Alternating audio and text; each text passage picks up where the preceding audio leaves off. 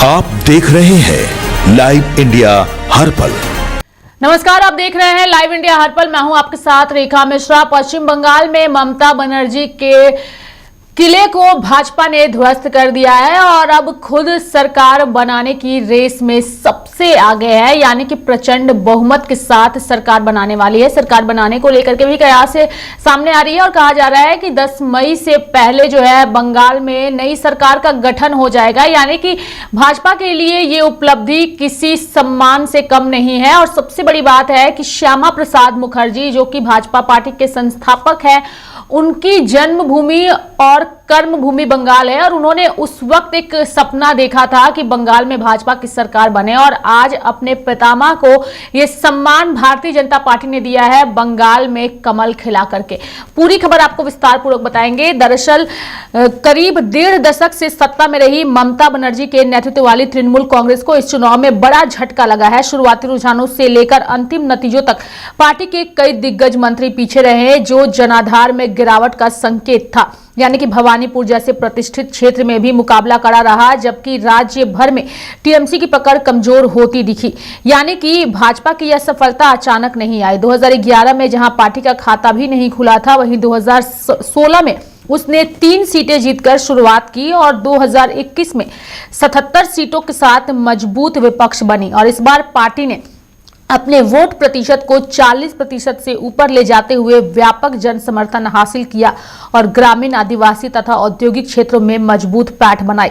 भाजपा ने इन इलाकों में बड़ी बढ़त बनाई है। यानी कि चुनाव परिणामों में यह स्पष्ट हुआ कि भाजपा ने उत्तर बंगाल, जंगल महल और सीमावर्ती इलाकों में बड़ी बढ़त बनाई, जबकि टीएमसी को शहरी क्षेत्रों और कुछ पारंपरिक गढ़ों तक सीमित होना पड़ा।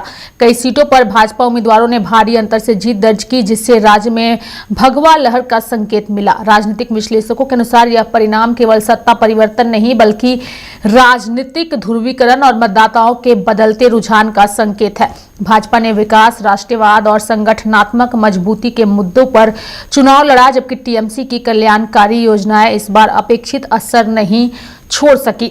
और इस जीत के साथ ही पश्चिम बंगाल की राजनीति में एक नया अध्याय शुरू हो गया है। आजादी के बाद राज्य में पहले वामपंथ, फिर कांग्रेस और बाद में तृणमूल कांग्रेस का दौर रहा, लेकिन अब भाजपा के नेतृत्व में नई राजनीति व्यवस्था आकार लेती दिख रही है। यानी कि आने वाले समय में यह बदलाव राष्ट्रीय राजनीतिक पर भी प्रभाव डाल सकता है।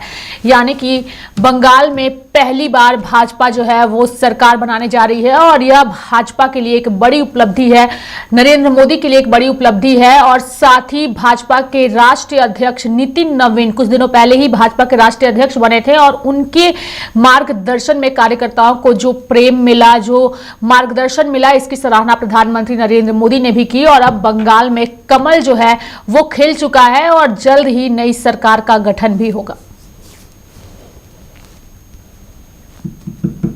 ये बहुत जरूरी था, ममता बनर्जी का हराना बहुत जरूरी था।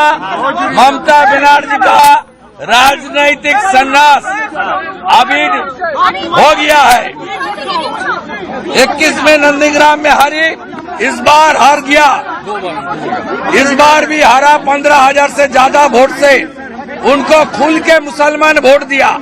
वार्ड नंबर 77 में जितना मुसलमान वोट देने के लिए निकला, सब ममता को वोट दिया। और मुझे हिंदू, सिख, जैन, बुद्धिस्ट लोग ने आशीर्वाद देकर जिताया। ये जीत हिंदुत्व का जीत है, ये जीत बंगाल का जीत है, ये जीत नरेंद्र मोदी जी का जीत है।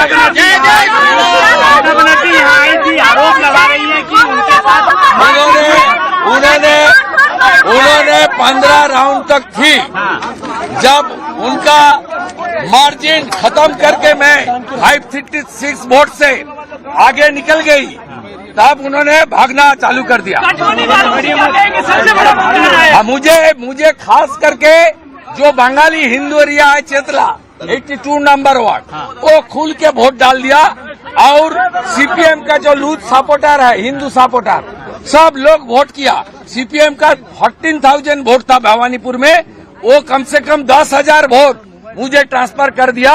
मैं नीचे जो सीपीएम का वोटर्स है उनको भी आभार प्रकट करता हूँ। और चेतला में जितना भी बंगाली हिंदू है सब लोग खुल के वोट किया। इसका साथ गुजराती, जैन, मारवाड़ी, हमारी पूर्वांचली, सिख समाज सब लोग खुल के वोट किया। मैं खास करके राजस्थान का 8 एमएलए को प्रणाम करता हूं। राजेंद्र राठौड़ जी का नेतृत्व में ये लोग बहुत काम किया मेरे लिए। और गुजरात से अशोक जी आया था, उन्होंने, उनका टीम भी बहुत मेहनत किया है। मैं सबको प्रणाम करते हुए HM साहब ने 2-3 बार फोन किया था, उन्होंने भवानीपुर लेकर थोड़ा कंसर्न भी था, मैं उनको बता दिया कुछ देर पहले। बाकी तो किसी का साथ बात नहीं हुआ, मैं तो फोन अलाउ नहीं था इसलिए फोन बात नहीं हुआ। मैं अभी हल्दिया जा रहा हूँ, वह सब वेट कर रहा है, नंदीग्राम का सर्टिफिकेट भी लेकर चलूंगा। उनका जो उम्मीद है पूरा करने का काम करूंगा। और सबका हाथ में काम, सबका घर, सबका विकास, नारी सुरक्षा।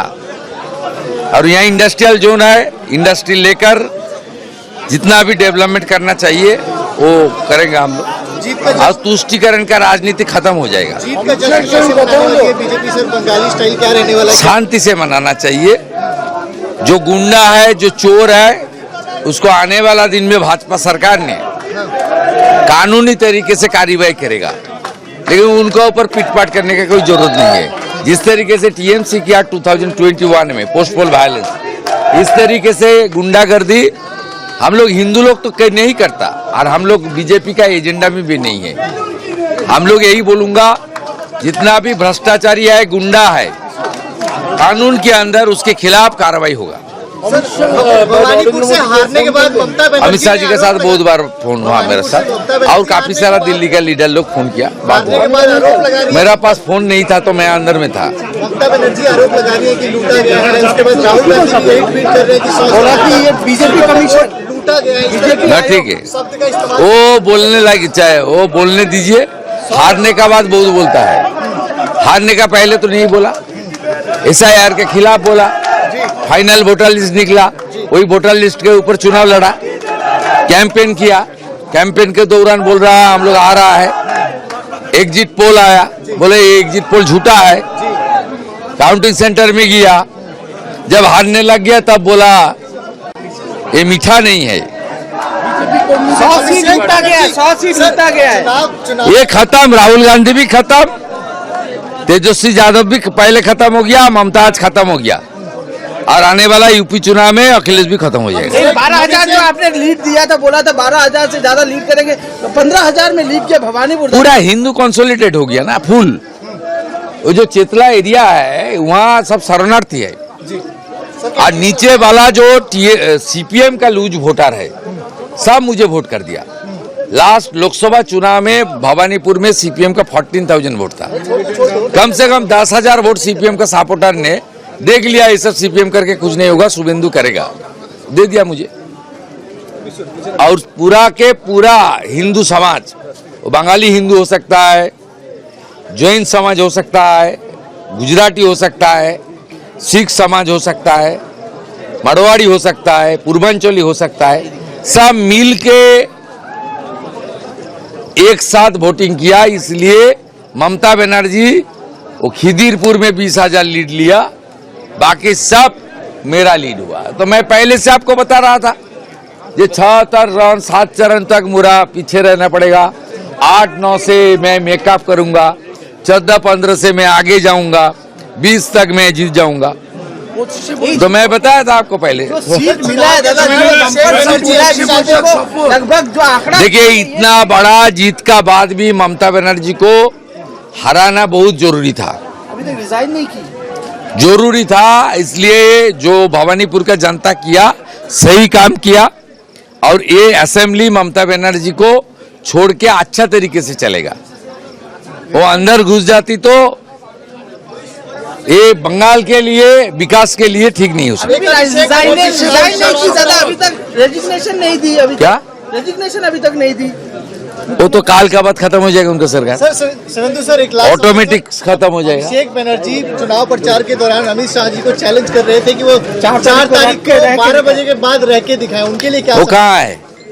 हाँ है भी कि सिंगापुर जा रहा है ना दुबई, डीजे বাজানোর হুমকি দিয়েছিল। जहां भी रहे इतना चोरी किया, जेल का पीछे डालने का काम आने वाला दिन में भाजपा सरकार करे।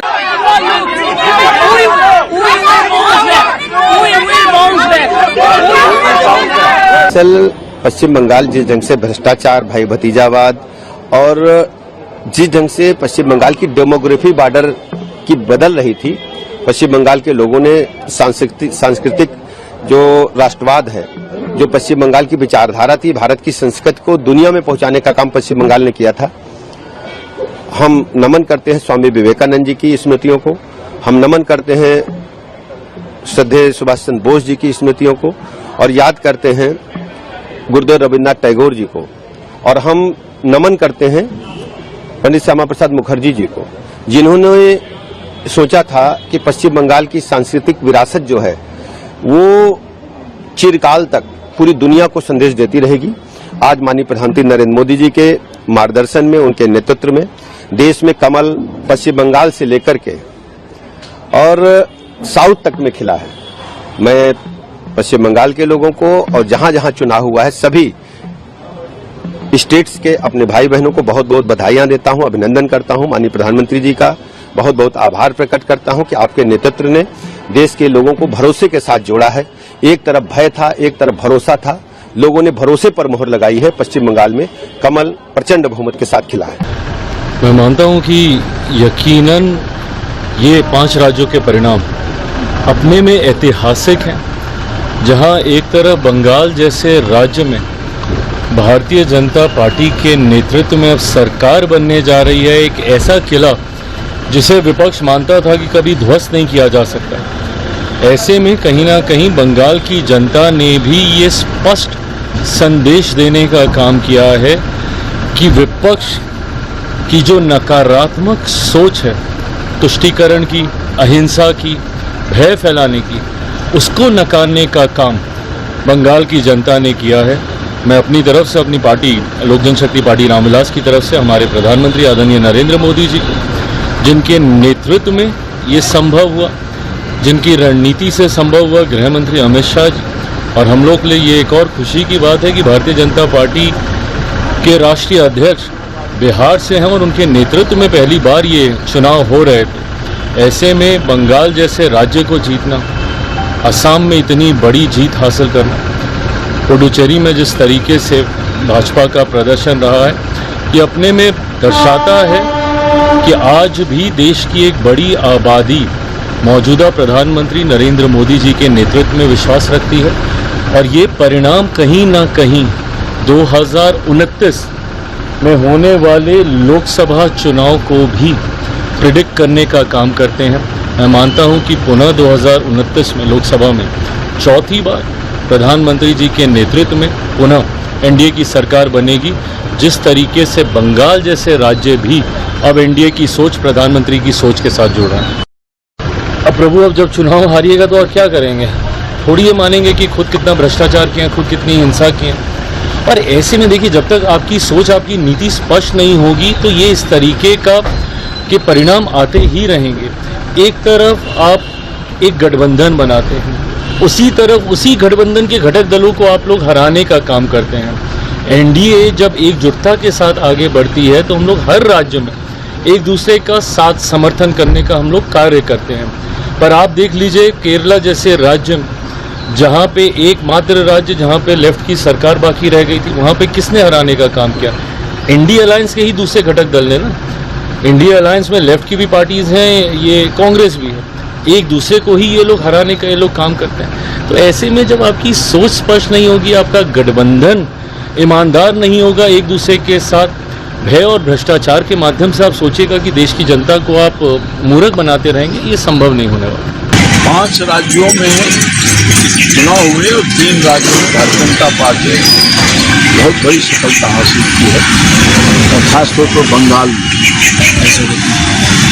मैं सभी लोगों को शुभकामना और बधाई देना चाहता हूँ, सभी कार्यकर्ताओं को सैल्यूट करना चाहता हूँ तो पार्टी नीति और सिद्धांतों के आधार पर और माननीय प्रधानमंत्री मोदी जी के नेतृत्व में आस्था रखते हुए सरकार बनाई है, तो निश्चित तौर पर उसके अनुरूप सरकार काम करेगी और लोगों को राहत देगी। शुभेंदु अधिकारी ने ममता बनर्जी को भवानीपुर से भी इस बार हरा दिया। तो ममता बनर्जी का तो खेल खत्म हो चुका है।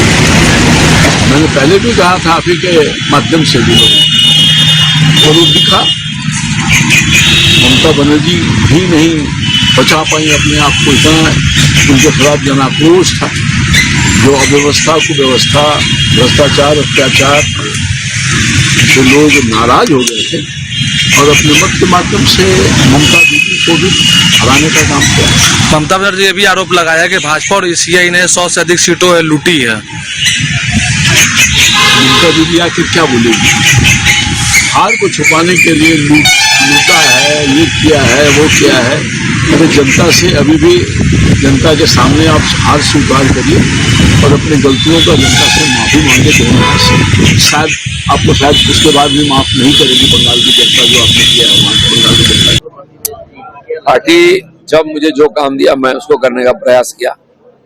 हमारे कार्यकर्ता मेरे साथ दिया। आज खड़गपुर में मुझे विधायक का टिकट दिया था, विधायक की देना था पार्टी को, दिए है। खड़गपुर जनता ने हमें आशीर्वाद किया है, इसको हम भी ध्यान में रखेंगे, पार्टी को भी ध्यान रखना चाहिए। और एक विधायक यहाँ से हमने पार्टी को दिया है। आज पार्टी इतनी बड़ी मेजोरिटी के साथ आई है, लोगों का बहुत उम्मीद है पार्टी से।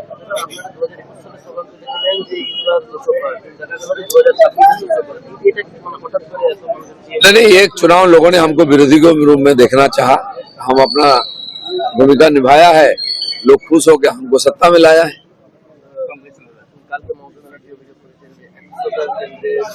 ममता बनर्जी जिंदगी भर कंप्लेन ही किया, 15 साल लोगों ने उनको मौका दिया, उसका कोई काम नहीं किया। तब भी कंप्लेन, अब भी कंप्लेन, अब कौन सुनेगा उनका कंप्लेन?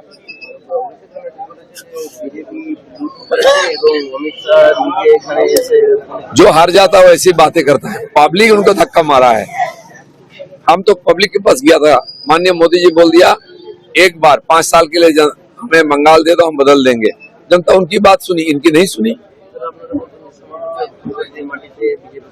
श्यामा प्रसाद मुखर्जी इस बंगाल के भी जनक है और भारतीय जनता पार्टी के भी जनक है, और जनता ने भारतीय जनता पार्टी को जिम्मेदारी दिया बंगाल को सुधारने के लिए, उनका सपने को सच करने के लिए। वो काम हम करेंगे। প্রধানমন্ত্রী মোদী এবং অমিত শাহ পশ্চিমবঙ্গ এবং আসামে অত্যন্ত ভালো কাজ করেছে, কারণ তারা পরিচালনায় অত্যন্ত দক্ষ, পেশাগতভাবে সংগঠিত, আর্থিক সম্পদ সহ প্রচুর সম্পদ তারা বিনিয়োগ করে। তাই তাদের কাছ থেকে অনেক কিছু শেখার আছে এবং ভারতীয়দের ঐক্যবদ্ধ করার জন্য তিনি আহ্বান জানিয়েছেন। शशि थरूर जो बोले हैं वो सही बोले हैं, आज ने पहले भी बोले हैं, इसलिए उनके पार्टी में किरकिरी होती है। अब सच्चाई को स्वीकार नहीं करेगा, उनको इतिहास में जाना पड़ेगा। आज टीएमसी का वही हो गया। कांग्रेस में एक ही नेता है जिसका आंख खुला हुआ है, वो है शशि थरूर। वो सच बोलते हैं, इसको लेकर पार्टी में बहुत हंगामा किरकिरी होता है, लेकिन पार्टी हंसिए पे चला गया, फिर भी सच्चाई स्वीकार नहीं करते हैं। शशि थरूर केरल में भी परिवर्तन चाह रहे थे, हम भी चाह रहे थे, परिवर्तन हुआ है, तो कम से कम कांग्रेस को उनसे सीखना चाहिए।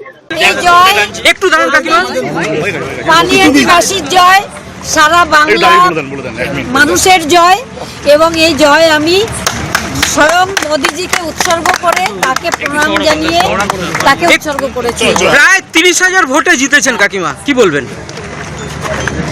কি বলবেন? আমি এই ঘোষ ফ্যামিলির অপশাসন থেকে মুক্ত করতে পেরেছি, এটা আমার সহযোদ্ধাদের কৃতজ্ঞতা। আমার একার দ্বারা এটা সম্ভব হতো না। তারা আমার সঙ্গে পানিহাটি সাধারণ মানুষ এবং আমার এই যে পাশে দেখছেন যে সহযোদ্ধা, সবাই মিলে এই জয় এসেছে। আমার একার দ্বারা এই জয় আসেনি, সবাই সমর্থন করেছেন আমাকে, তার জন্য আমি তাদের অসংখ্য অসংখ্য। পানিহাটিবাসীদের কি বলবেন কাকিমা? পানিহাটিবাসী, সমস্ত বাংলাবাসী সবাইকে বলবো একটু দাঁড়ান কাকিমা, আমি জিতেছি মানে পানিহাটি জিতেছে, আর সারা বাংলায় পদ্মফুল ফুটেছে। আমার মেয়ে দুর্গাপূজা ভালোবাসতো, সেই আমি বলবো সারা বাংলায় পদ্মফুল ফুটিয়ে দিই। ये तो हारना ही था भाई।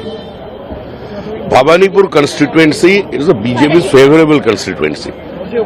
2014 में भी हमारा जो प्रत्याशी था वहां से उसको भी उस सेगमेंट से लीड मिला। तो भवानीपुर में तो चुनाव नहीं होता, जितना सारा ऊंचा बिल्डिंग है, बहुत सारे ऐसा लोग हैं जो जीवन में पहली बार वोट डाल रहे हैं, तो लोग किसको वोट देंगे? सर दूसरी तरफ ममता बनर्जी ने ये भी कहा है कि उनको जो है काउंटिंग सेंटर के अंदर मारा गया, सीसीटीवी कैमरा बंद करके। और ममता बनर्जी का आज के दिन में कोई विश्वसनीयता नहीं है। जनता ममता बनर्जी को ठुकरा दिया, उसका सरकार चले गए, अभी उसका पार्टी भी जाने वाला है। सबसे बड़े लोगों ने चोरी किया। पहली बार बंगाल की जनता धन्यवाद दे रही है चुनाव आयोग को, ज्ञानेश कुमार को। लूट लिया करते थे ये लोग, जनता को वोट डालने नहीं दिया करते थे टीएमसी वाले ममता बनर्जी के अनुयायी। चुनाव आयोग को तो धन्यवाद वंदन कर रही है बंगाल की जनता। उनको वोट देने का अधिकार मिला, स्वच्छ मतदान हुआ, सुप्रा साफ कर दिया टीएमसी का ममता बनर्जी को। तो बताना चाहिए केरल में क्या हुआ, तमिलनाडु में क्यों नहीं वोट चोरी हुई। ये सब कहने की बात है।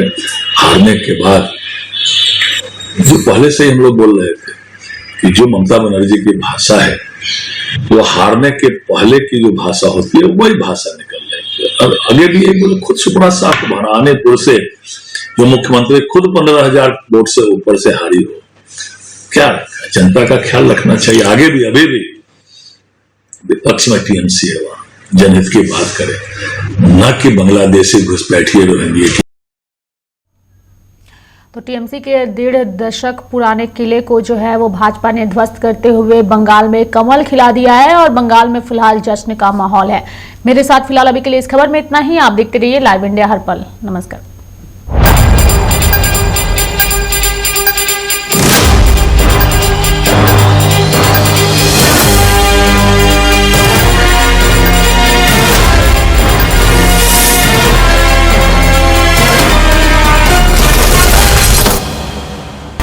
आप देख रहे हैं लाइव इंडिया हर पल।